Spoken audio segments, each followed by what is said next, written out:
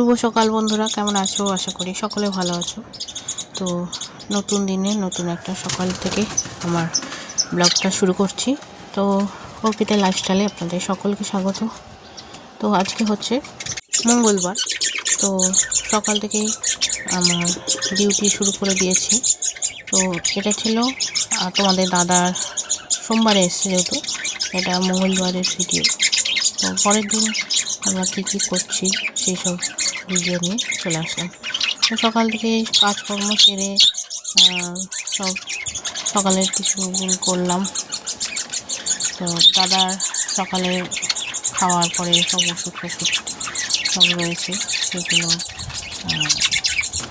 খাওয়ার আগে সেগুলো দাদাকে দিয়ে দিচ্ছি। তো সকালে আজকে রুটি করেছিলাম, আর সঙ্গে কাঁচা কুমড়ো নিয়ে পেয়েছিল গ্রাম থেকে, আর সঙ্গে আলু। তো আমার মেসো শ্বশুর যখন কাজ করেছিল শনিবারের দিন, তো সেগুলো সব আমার মেসো শ্বশুর সবই দিয়ে গেছে, এগুলো কিছু নেয়নি। তো সেইগুলো ছিল সব সবজি মরছি। তো ওই কাঁচা কুমড়োটা ছিল, এটা দিয়ে একটা তরকারি করলাম।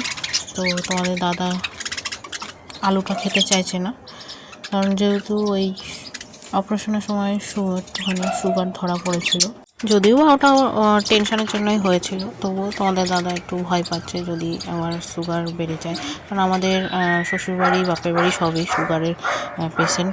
তো সেটাই ভয় পাচ্ছে। তো যার জন্য আলু টালু দিলে সেদ্ধ করে একটু কম করে দেওয়া হচ্ছে। তারপরে আবার 10 দিন পরে যখন চেক আপ করাবো তখন একবার টেস্ট করে নেবো। আমার বউয়ের মুখে একটু হাসি ফুটেছে, মুখের মধ্যে আটি জমে গেছে তো। আর আমার দুই মেয়ে ওই যে দুষ্টুমি করছে, ওই যে হাসিগুলো দিয়ে বেরোবে এখানে। মানুষের মন মেজাজ যদি ভালো থাকে তাহলে হাসিটা বেরোবে। তোমরাই বলো হাসিটা কোথা দিয়ে যাবে। আচ্ছা। তো আমার দুই মেয়েকে আর তোমাদের দাদাকে একবারেই খেতে দিয়েছিলাম।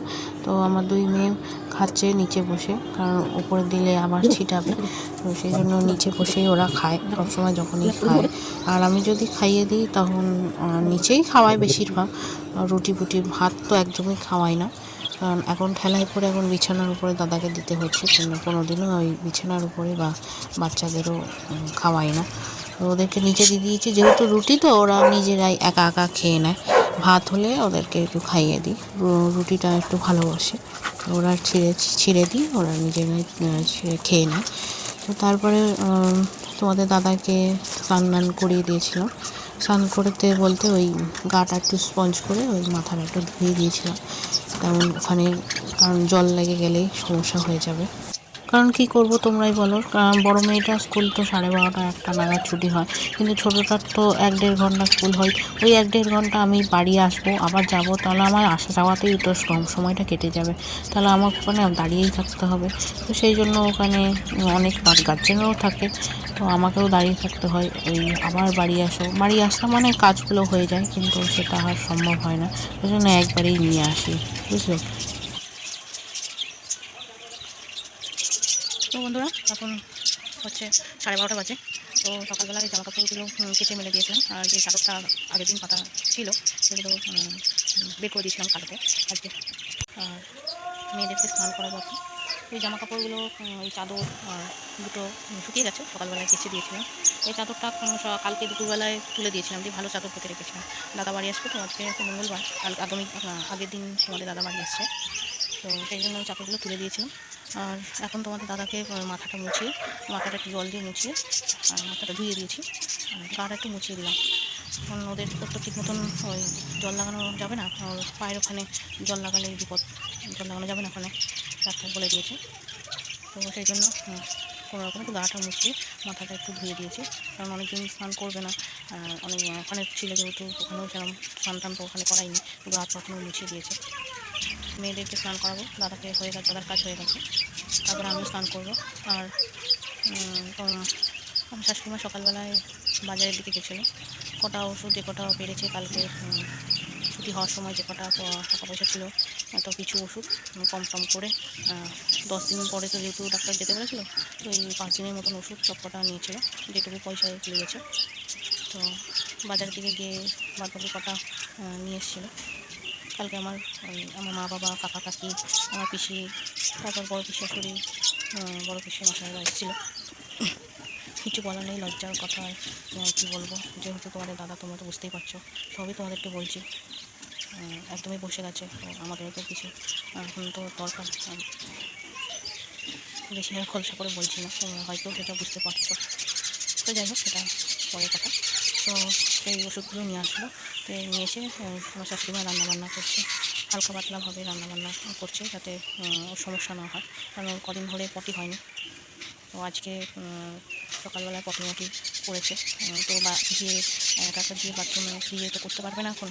আগে যখন মানে পা ভেঙেছিল, তখন ডাক্তারখানা ভর্তি হওয়ার আগে যখন বাড়িতে ছিল, তখন কোনো রকমে লাঠি দিয়ে আমাকে ভর দিয়ে কোনো রকমের বাথরুমের সামনেটায় দাঁড়িয়ে কোনো রকমের পটি বাথরুম এসবগুলো করেছে।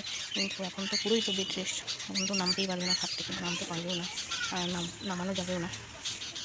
তো সেই জন্য একটা কী বলে ওটাকে, পটি প্যান আর ওই টয়লেট প্যান, ওইগুলো কিনে নিয়ে এসেছিলো আমার শাশুড়িমা, আর একটা ওয়াল ক্লথ, এগুলো লাগবে। তো অনেক 2-4 দিন হয়ে গেছে পটি হয়নি, তো সকালবেলা আজকে পটি হয়েছে। তো তোমরা কিছু মনে করো না আমি বলছি বলে। তো যাই হোক, এবারে নিতে যায়। আর আমার শাশুড়িমার শরীরটাও একটু ভালো না, কদিন ধরে ঘাড়ের সমস্যা হচ্ছে, কারণ ওনারও একটু টেনশন হচ্ছে, বয়স হয়েছে তো, আর ওনারও একটু মন মেজাজটা ভালো নয়। যাই হোক, এরকমভাবেই বলছি আমরা। তো চলো এবার নিচে গিয়ে মেয়েদেরকে স্নান করাবো, ঠিক আছে? চলো, গামছাটা মেলে দিলাম, ভিজে তো। আর দেখো সকালবেলার থেকে কি মেঘলা ওয়েদার, আজকে নাকি ঝড় বৃষ্টি হওয়ার টাইম। তো সেই জন্য সকালবেলায় বৃষ্টি ঝড় একটুখানি মেঘ থেকে ডাকছিল, তো মেয়েদেরকে আজকে আর পাঠালাম না, যদি আবার ঝড় বৃষ্টি আসে। তো আমার শাশুড়ি মা যার জন্য সকালবেলা উঠে ওই টব ফবগুলো, ফুলের টব দেখতেই পাচ্ছি তো, ফুলগুলো সব নামিয়ে দিয়েছে। দেখো ওগুলো নামিয়েছে কেন বলে তো, ওইখানে ওই রেলিংয়ের উপরে টব মবগুলো থাকলে আবার যদি ঝড় বৃষ্টি হয়ে পড়ে যায়, সেই জন্য ওগুলো আবার নামিয়ে দিয়েছে। চলো এবারে নিচে যাই। তো দেখো বন্ধুরা, আমার শাশুড়ি মা রান্নাবান্না সেরে নিয়েছে, আর আমার স্নান টানও হয়ে গেছে, মেয়েদের স্নানও হয়ে গেছে, আর তোমাদের দাদা হয়ে গেছে, তোমাদের আগেই বললাম। তো এখন হচ্ছে দুপুরে খাওয়া দাওয়ার পালা। তো হালকা পাতলা করে যেটু আলু কম দিয়ে সেরকমভাবে হালকা পাতলাভাবে করেছে, আর এর সঙ্গে একটু বড়া ভাজা করেছিল। আর খেতে ভালো লাগে না, তো একটু মটরশুঁটি দিয়ে একটু বেগুন দিয়ে বড়া করেছিল।